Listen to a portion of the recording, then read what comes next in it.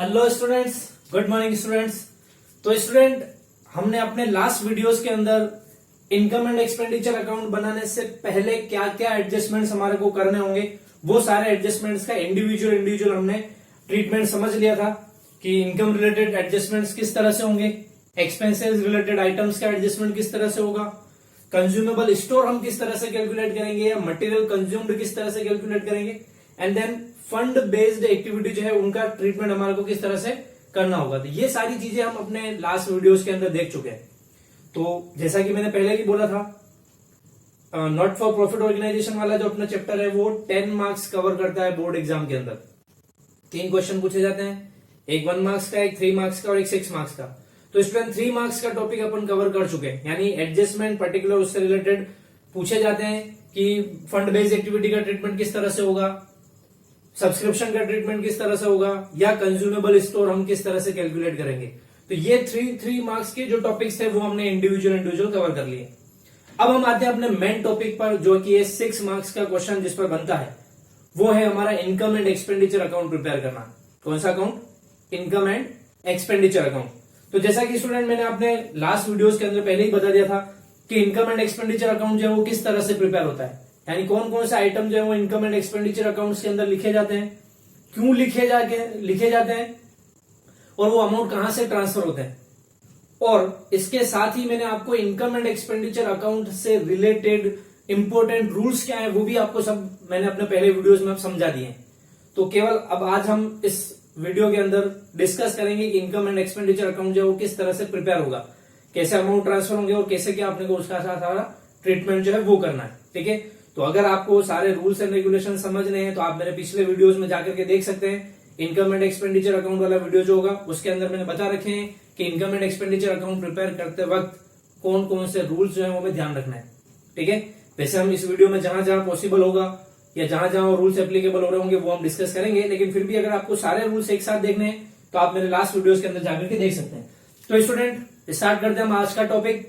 तो आज का टॉपिक है हमारा preparation of income and expenditure account, which is cover 6 marks in the board examination, and it's fixed that 6 marks question will be put up in the board examination for income and expenditure account.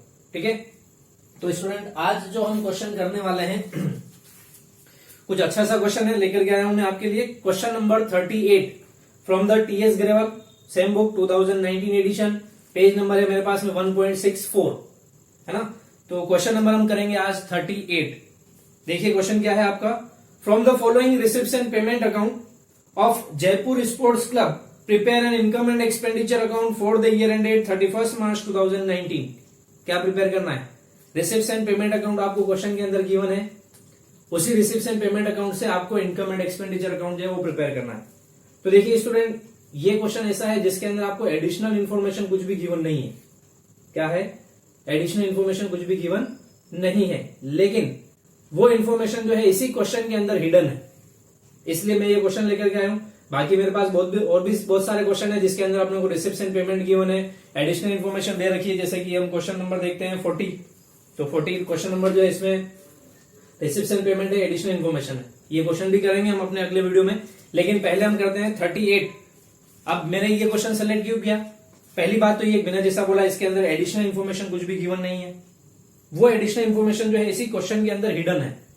तो जरूरी नहीं है कि आपको question के अंदर additional information अलग से दे रखी हो, वो क्वेश्चन के अंदर ही हिडन हो सकती है। तो पहले हम देखेंगे वो हिडन इन्फॉर्मेशन को कैसे फाइंड आउट करना है और किस तरह से हमारे को इनकम एंड एक्सपेंडिचर प्रिपेयर करना है। तो जैसा कि मैं पहले भी बोल चुका हूं, क्वेश्चन में आपको रिसिप्ट्स एंड पेमेंट दे रखा होगा, इनकम एंड एक्सपेंडिचर आपको प्रिपेयर करना होगा। तो अब देखते हैं कैसे बनता है रिसिप्ट्स एंड पेमेंट से हमारा इनकम एंड एक्सपेंडिचर अकाउंट। तो लेट्स सी, क्वेश्चन नंबर हम कर रहे हैं 38। तो फॉर्मेट आप सभी को पता ही है इनकम एंड एक्सपेंडिचर अकाउंट का, तो बना देते हैं format income and expenditure account. कब बन रहा है हमारा? ये बन रहा है फॉर द ईयर एंडेड 31 मार्च 2019।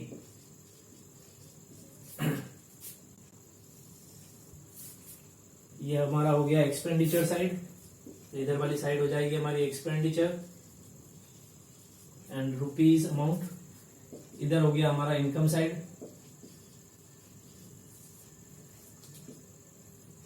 और ये हो जाएगा हमारा रुपीज। कंप्लीट, ये तो हो गया हमारा फॉर्मेट। अब देखते हैं क्वेश्चन में करना क्या है। देखिए स्टूडेंट, मैं क्वेश्चन स्टार्ट करूं उससे पहले कुछ चीजें आपको बता देता हूं, अपने को क्या क्या चीजें ध्यान रखनी है। जैसा कि मैंने बोला आपको क्वेश्चन के अंदर receipts and payment account given है, ठीक है, रिसिप्ट्स एंड पेमेंट गिवन है। अब आपको करना क्या है, रिसिप्ट्स एंड पेमेंट अकाउंट के डीआर साइड में, ध्यान से सुनिएगा, बहुत इजी तरीका बता रहा हूं, फटाफट से क्वेश्चन हो जाएगा। बाकी वही है, रूल्स आप याद रखो, इतने लंबे चौड़े रूल्स हैं बहुत सारे, याद रखते रहो फिर करते रहो, तो बेटर ये इजी तरीका। रिसिप्ट्स एंड पेमेंट अकाउंट आपको दे रखा होगा क्वेश्चन में, करना है सबसे पहले ये काम आपको, रिसिप्ट्स एंड पेमेंट अकाउंट के डीआर साइड में जो आइटम होते हैं वो इनकम एंड एक्सपेंडिचर के सीआर साइड में ट्रांसफर होते हैं, ठीक है, और रिसिप्ट्स एंड पेमेंट के जो सीआर साइड में आइटम गिवन है वो इनकम एंड एक्सपेंडिचर के डीआर साइड में ट्रांसफर होते हैं, तो क्रॉस में ट्रांसफर होंगे, पहली चीज तो ये ध्यान रखनी है आपको। दूसरी चीज, जब आप ट्रांसफर करेंगे तो आपको ये ध्यान रखना है कि ट्रांसफर करते वक्त केवल रेवेन्यू नेचर के जो ट्रांजेक्शन होंगे उन्हीं को ट्रांसफर करेंगे। कौन से नेचर के? रेवेन्यू नेचर के। कैपिटल नेचर के ट्रांजेक्शन इसके अंदर ट्रांसफर नहीं होते हैं, जैसा कि आप रूल में पता है आपको, इनकम एंड एक्सपेंडिचर में ओनली रेवेन्यू नेचर के ट्रांजेक्शन को लिखते हैं। सेकेंड रूल पता लग गया। थर्ड थिंग आपको क्या ध्यान रखनी है, इनकम एंड एक्सपेंडिचर में केवल करंट ईयर के ट्रांजेक्शन जो होते हैं उन्हीं को ट्रांसफर किया जाता है। कौन से ईयर के?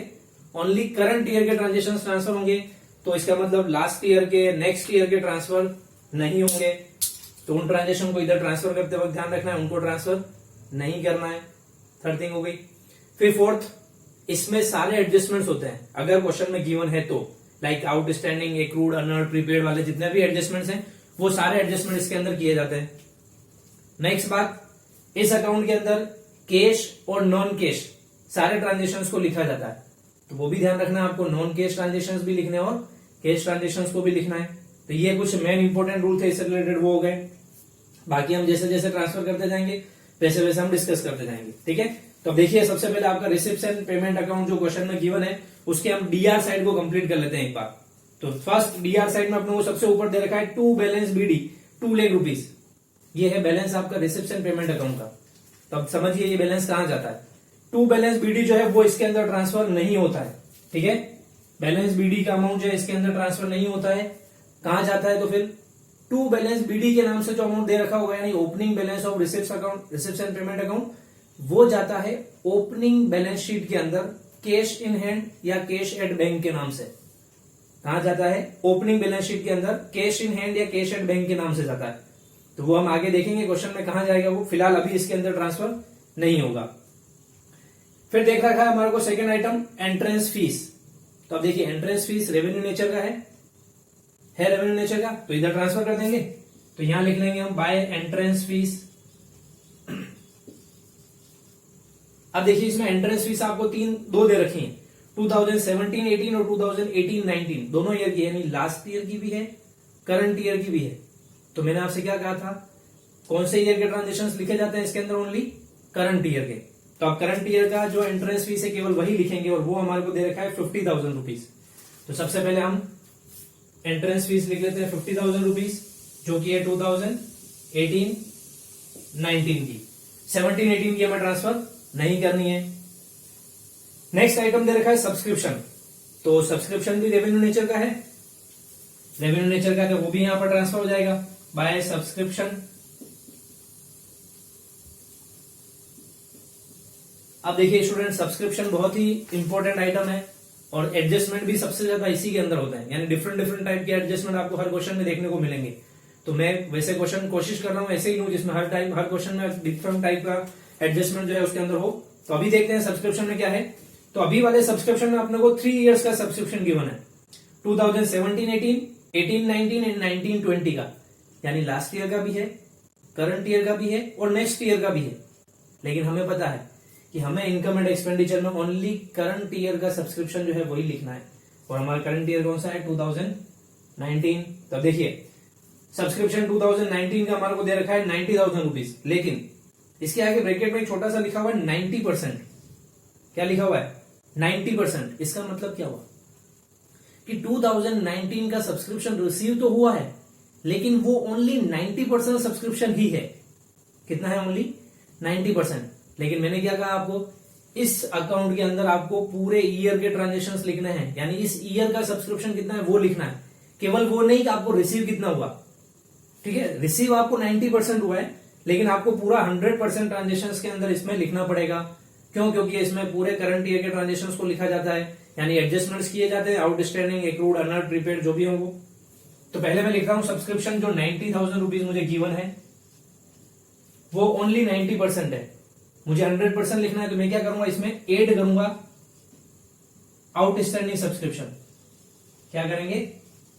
आउटस्टैंडिंग सब्सक्रिप्शन, जो कि 10% होगा। 90% रिसीव हो गया, 10% ड्यू होगा। 10% कैसे निकलेगा? ये 90,000 रुपीज जो है वो 90% है। कितना है? 90%। तो ऐसा ना हो गलती से आपकी इसका 10% निकाल के ऐड करके बाहर लिख दो, नहीं, वो गलत हो जाएगा। आपको पता है ये 90,000 रुपीज जो है वो 90% है। इसको 100% बनाना है तो क्या करेंगे हम लोग? डिवाइड बाय 90 इंटू 100 करेंगे तो 100% आ जाएगा। तो कितना हो जाएगा इसको करेंगे तो 100%? ये हो जाएगा 1 लाख रुपीज। तो इसका मतलब बाहर यहां पर 1 लाख रुपीज आएगा 100% अमाउंट। तो यहां कितना हो जाएगा? 10,000। आया समझ में?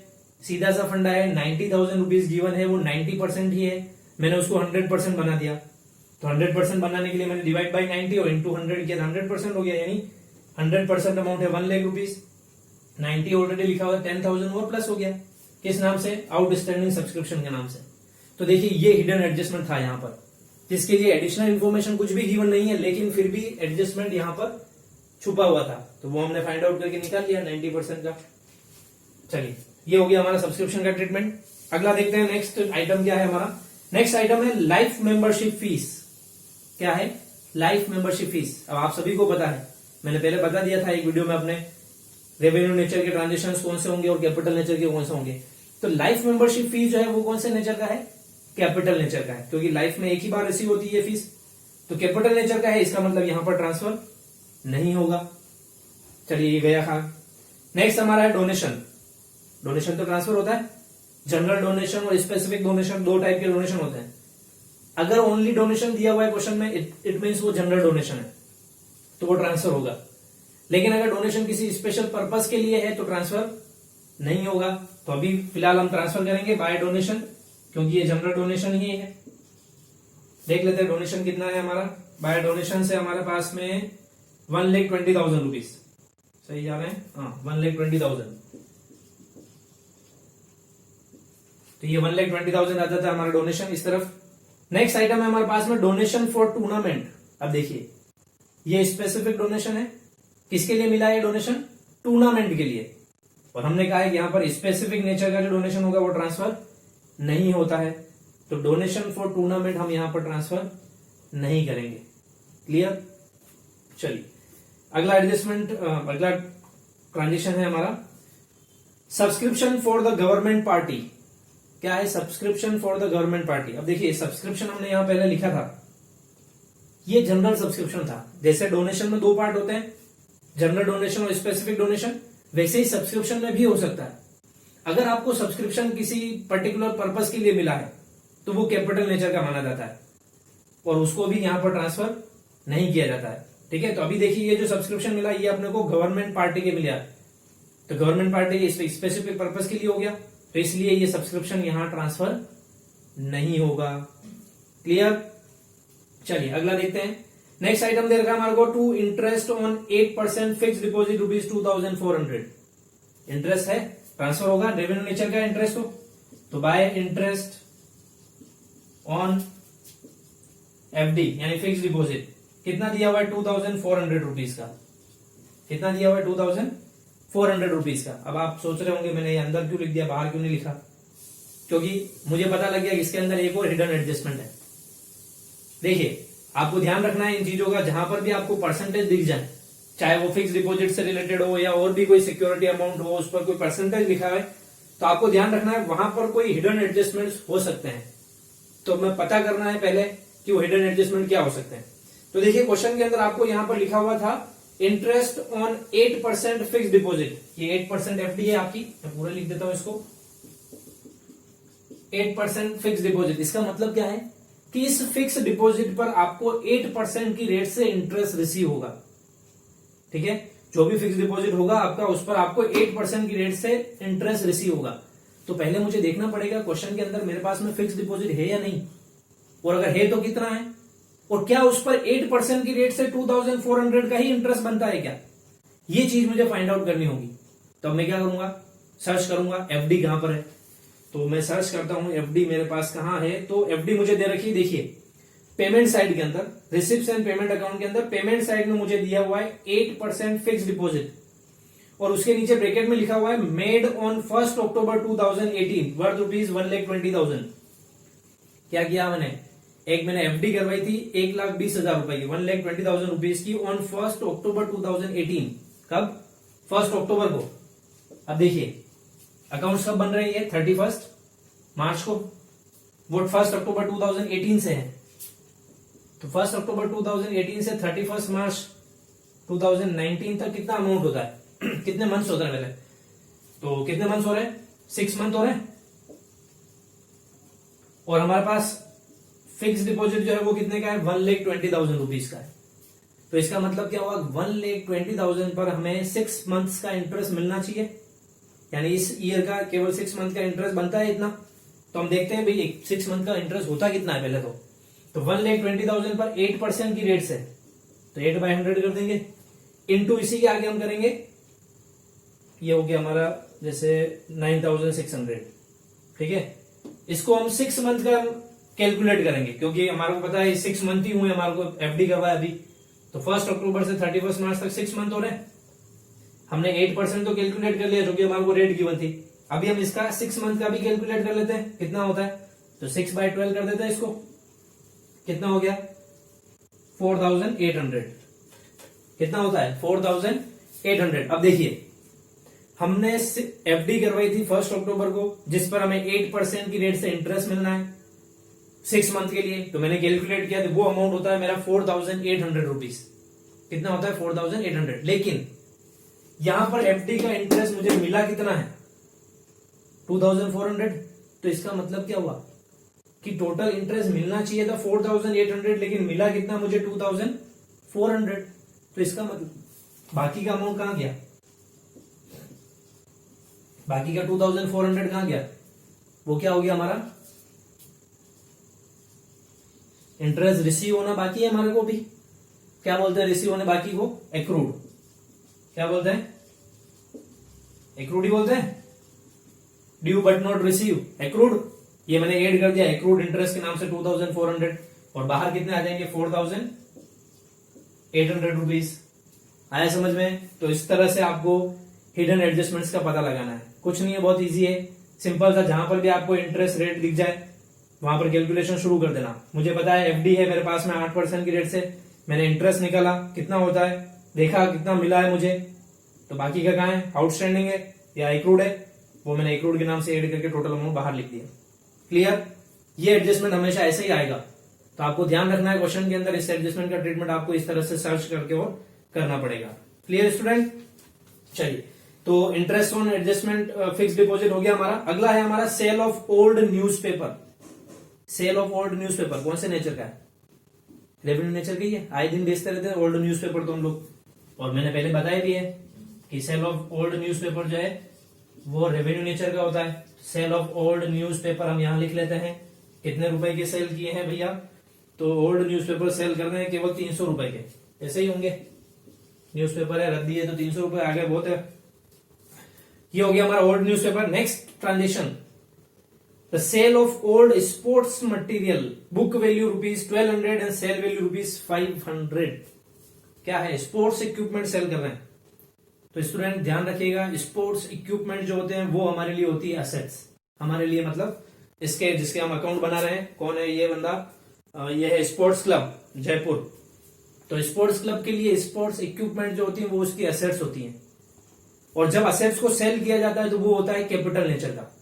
Purchasing and selling of asset जो है वो कैपिटल नेचर की होती है, तो उनको जो है वो reception income and expenditure account के अंदर नहीं लिखा जाता है। सेल परचेज को कभी भी इनकम एंड एक्सपेंडिचर में नहीं लिखते हैं, क्योंकि वो कैपिटल नेचर के होते हैं। लेकिन उस सेल परचेज पर जो प्रॉफिट होगा या जो लॉस होगा वो हमारे को इसके अंदर लिखना पड़ेगा।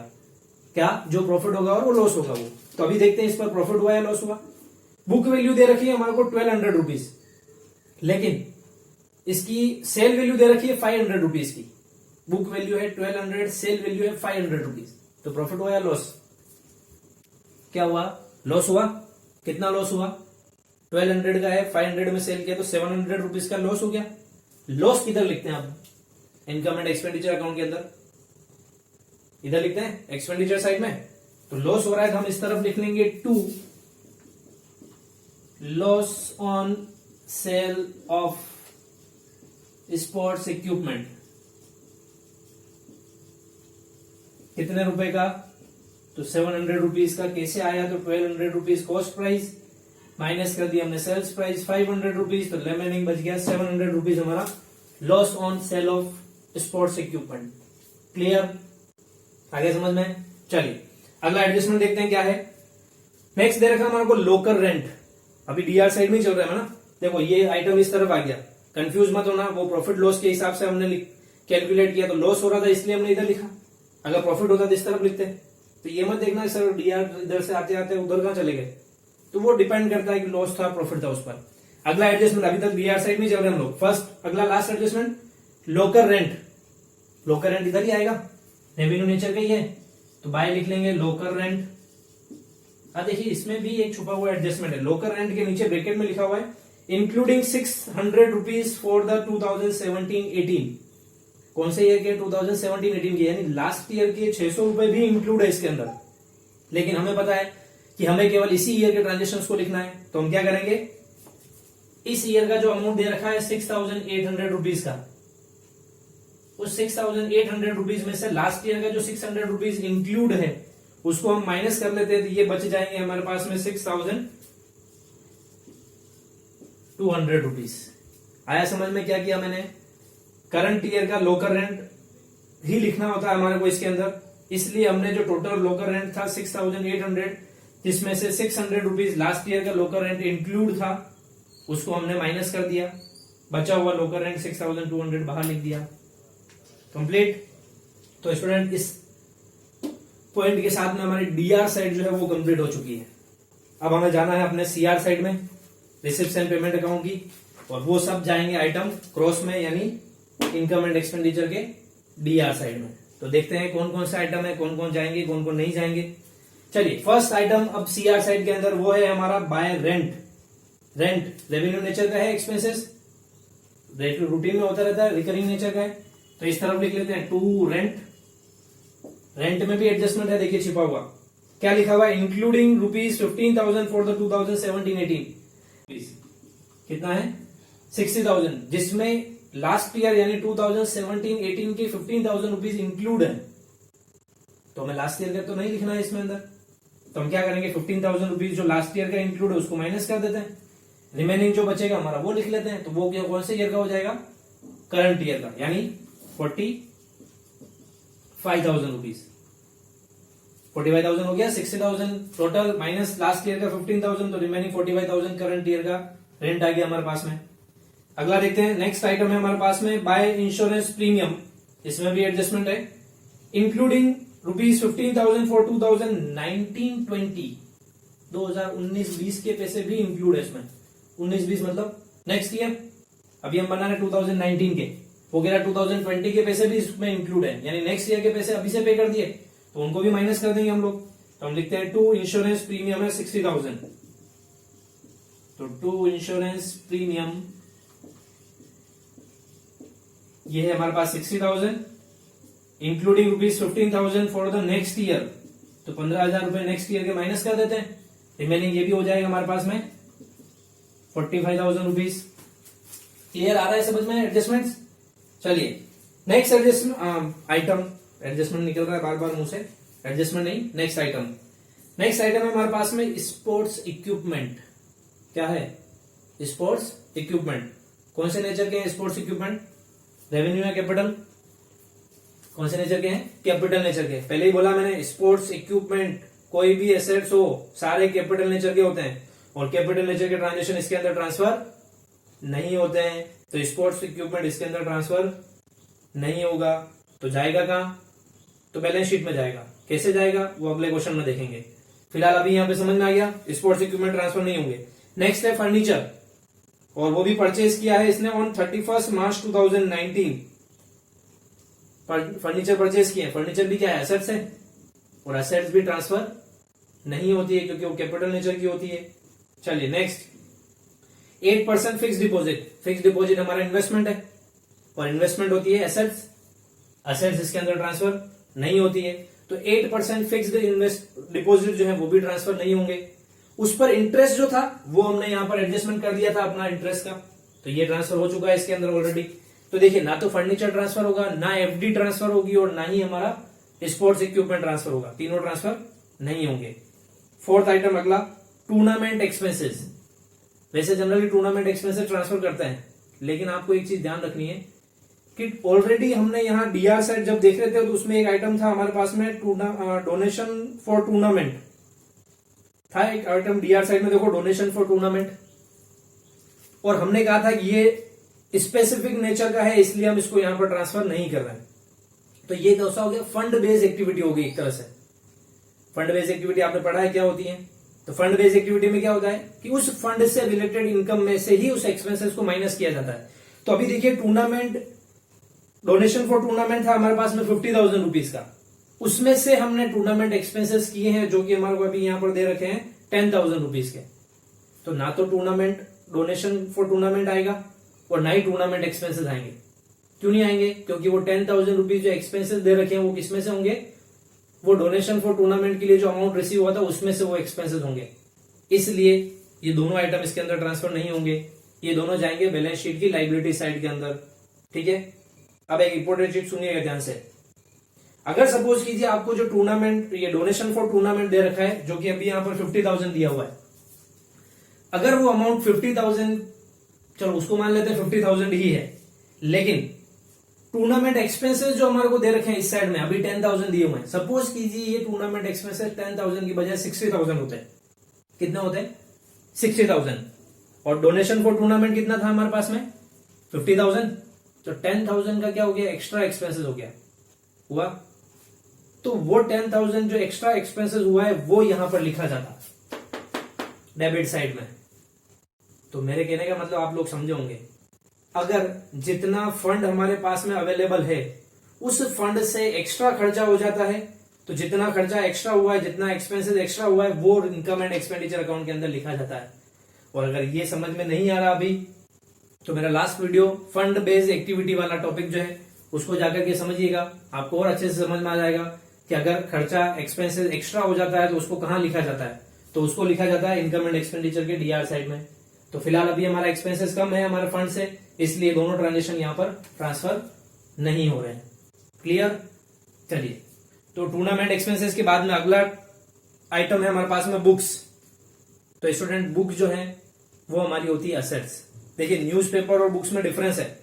न्यूज़पेपर एक्सपेंसेस हैं, लेकिन बुक्स जो है वो हमारी असेट्स है, और असेट्स होती है कैपिटल नेचर की, इसलिए बुक्स को यहां ट्रांसफर नहीं किया जाएगा। बुक्स के बाद में नेक्स्ट आता है न्यूज़पेपर। देखिए आ गया नेक्स्ट न्यूज़पेपर। तो देखिए, बुक ट्रांसफर नहीं हुई थी क्योंकि बुक हमारी असेट्स थी, लेकिन न्यूज़पेपर हमारे लिए एक्सपेंसेस हैं, तो वो ट्रांसफर होंगे। तो इस तरफ लिख लेंगे हम टू न्यूज़पेपर। न्यूज़पेपर दोनों ट्रांसफर होते हैं। सेल ऑफ न्यूज़पेपर भी देखिए लिखा है यहाँ पर आपने, ये रहा सेल ऑफ ओल्ड न्यूज़पेपर, क्योंकि ये भी रेवेन्यू नेचर का है। तो न्यूज़पेपर जो परचेस करे वो भी रेवेन्यू नेचर का होगा। तो न्यूज़पेपर है हमारे पास में 1,000 रुपीज के, तो ये 1,000 रुपीज न्यूज़पेपर का लिख लेते हैं। नेक्स्ट आइटम है हमारे पास में printing and stationery. Printing and stationery revenue nature का ही होता है एक्सपेंसेस, तो वो भी लिख लेते हैं to printing and stationery. Printing and stationery है हमारे पास में 19,000 रुपीज का, तो ये 19,000 प्रिंटिंग एंड स्टेशनरी के लिख लेते हैं हम लोग। और लास्ट आइटम हमारे को दे रखा है बाय बैलेंस सीडी, यानी क्लोजिंग बैलेंस। तो देखिए, ओपनिंग बैलेंस भी हमने यहां पर ट्रांसफर नहीं किया था रिसिप्ट्स एंड पेमेंट का, तो क्लोजिंग भी नहीं करेंगे। तो कहां लिखेंगे? ओपनिंग जाएगा ओपनिंग बैलेंस शीट में, क्लोजिंग जाएगा क्लोजिंग बैलेंस शीट के अंदर। तो रिसिप्ट्स एंड पेमेंट अकाउंट से ना तो ओपनिंग बैलेंस ट्रांसफर होता है इसमें, ना क्लोजिंग बैलेंस होता है। ठीक है, तो ये जो सारी इन्फॉर्मेशन हमारे को गिवन थी वो सारी इन्फॉर्मेशन हमने लिख ली है। अब हम चेक करते हैं कि हमारे को सरप्लस हुआ है या डेफिसिट हुआ है। तो स्टूडेंट मैंने पूरी कोशिश की है आपको इस क्वेश्चन को टाइमली कवर करने की, लेकिन वीडियो बहुत बड़े बन जाते हैं इसलिए मैंने फटाफट से समझाया इसको। कोई प्रॉब्लम वाली बात नहीं, हम 2-4 क्वेश्चंस के और ऐसे ही वीडियो बनाएंगे ताकि आपके सारे कंसेप्ट जो है वो अच्छे से क्लियर हो जाएंगे कि आपको क्या करना है। ठीक है, और मेरे ख्याल से आपको समझ में आ भी गया होगा अभी मैक्सिमम पोर्शन कि भाई हमारे को कौन कौन से आइटम्स ट्रांसफर करने हैं और कौन कौन से आइटम्स को ट्रांसफर नहीं करना है। क्लियर, कहाँ कहाँ एडजस्टमेंट है वो मैंने आपको क्लियर ऐसे बता दिए हैं। यहाँ हिडन एडजस्टमेंट है, तो वो हिडन एडजस्टमेंट का ट्रीटमेंट हमारे को किस तरह करना है। अगला क्वेश्चन ऐसा करेंगे जिसमें हमारे को डायरेक्ट एडजस्टमेंट दे रखे होंगे, तो उसका ट्रीटमेंट कैसे होगा वो भी देख लेंगे। फिलहाल अभी अपने को क्या करना है देख लेते हैं। डीआरसीआर साइड किस साइड की ज्यादा है, पहले उस साइड की टोटल कर लेते हैं क्योंकि हमारे को कैलकुलेट करना है सरप्लस या डेफिसिट। तो चेक करते हैं हम लोग, मुझे दिख रहा है 45, 45, 90 इस तरफ की टोटल ज्यादा दिख रही है सीआर साइड की। तो मैं पहले कर लेता हूँ सीआर साइड की टोटल कितना होता है मेरा टोटल। तो 50 प्लस 1 लाख 150, 150, 270, 270 एंड 280, 281, 300। तो सीआर साइड की टोटल आती है मेरी 2,81,300 रुपीज। एक बार आप और चेक कर लीजिएगा, मेरी थोड़ी कैलकुलेशन गड़बड़ी रहती है। तो 281,300 मेरी हो गई सीआर साइड की टोटल। डीआर साइड की देख लेते हैं 40, 45, 90, 90 प्लस 20, 1,10,000, 1,10,700। तो 110,700 माइनस करना है मुझे 281,300। 281,300 माइनस कर लेते हैं इनको, तो मेरे हो जाएंगे 7,613।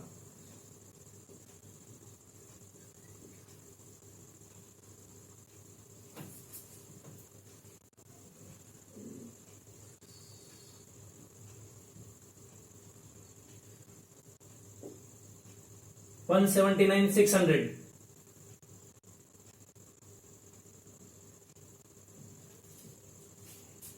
तो 1,79,600 रुपीज जो है वो आ जाएंगे मेरे। कुछ गड़बड़ तो नहीं है, सॉरी गड़बड़ हो रही है यहाँ पर। 179 170, तो ये आ जाएगा मेरा सरप्लस। तो क्या किया, सीआर साइड की टोटल की 281,300, डीआर साइड की टोटल की 1,10,700 माइनस किए, तो मेरे पास आंसर आते हैं 1,70,600। ये आ जाएगा मेरा सरप्लस। तो बैलेंस शीट फिगर में आ गया हमारे पास में सरप्लस। इसको हम ये भी लिख सकते हैं excess of income, sorry expenses, excess of income over expenditure. क्या है कि हमारी इनकम जो है हमारे एक्सपेंसेस से ज्यादा है, तो excess of income over expenditure या सरप्लस लिख सकते हैं। 1,70,600 टोटल कर लेंगे 2,81,300 रुपीज। आंसर चेक कर लेते हैं, आंसर आ रहे हैं या नहीं आ रहे। तो 1,70,600 हमारा आंसर आ जाते हैं। तो इस तरह से अपना क्वेश्चन जो है वो कंप्लीट हो जाएगा। तो स्टूडेंट देखिए, ये क्वेश्चन जो है आपके बोर्ड एग्जाम के अंदर 6 मार्क्स का आता है और ऐसा ही आएगा क्वेश्चन। ठीक है, तो मैंने ले लिया है क्वेश्चन। क्वेश्चन नंबर था हमारा 38। तो एक बार नहीं समझ में आ रहा है वापस से रिवाइज करके रिवाइंड करके वीडियो देख लेना। और भी क्वेश्चन करेंगे हम आगे, तो उसके अकॉर्डिंग समझ में आ जाएगा। ठीक है, नोट कीजिए इसको और समझिए। Thank you.